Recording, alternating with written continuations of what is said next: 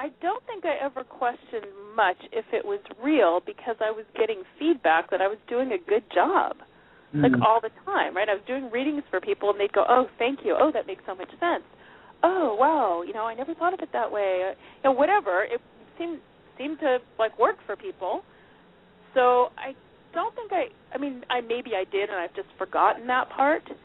On the other hand, coming out of the closet was a big deal. In particular, my family really just didn't believe me, they thought I was wacko. It was pretty bad. But eventually, and I kind of had to get angry about it and, say, I am out of this closet. It's one of the last great taboos, and I got kind of militant about saying, I'm a psychic. And what happened with my family was eventually I did a reading for one of my cousin's husbands. And, we went a long time. We went an hour and a half. And, we said goodnight. And the next morning, I was staying at their house because I was actually in Princeton for reunions, and they lived in Princeton back then. The next morning, my cousin got up, and she said, yeah. He said, he as I woke up this morning, he, rolled over and said, that psychic bull? It's not bull.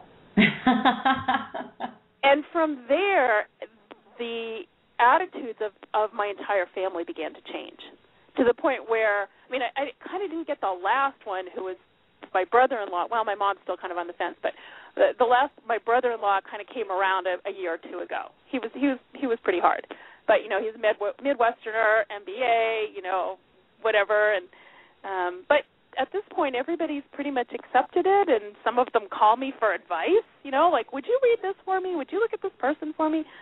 So yeah, sure. Well, what I love about this portion of your journey is that what you're speaking to is what the show is about, and what I believe is just so important for all of us, which is to own and trust ourselves. Owning ourselves, and this is who I am, this is what I'm capable of. And it seems to me that in accessing your intuitive knowledge, the first step is, as you said prior, acknowledging yourself. And then along with that is beginning to trust yourself, that you actually can find the answers within. And so many women particularly are looking outside for the answers and maybe are afraid or are reticent or are unable to accept that if they slow down and learn to contact these parts of themselves, the answers are right there for them. They are there. And yes, we have been trained as a society not to listen to this stuff. And I would actually, at the risk of getting some very angry communications here, I actually think it goes back to the church. Which, think about it. If you have your own direct access to wisdom or God or angels, what do you need the church for? Sure. So we were systematically disempowered thousands of years ago.